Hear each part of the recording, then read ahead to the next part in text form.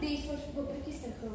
Тези уроци обикновено бих сам, но с вас ми беше много по-лесно.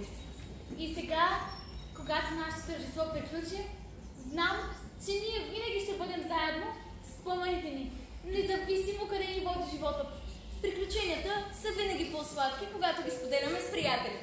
Благодарим ви, леонардовци, че бяхте част от тази невероятна вечер. И нека приключенията ни никога не свършват.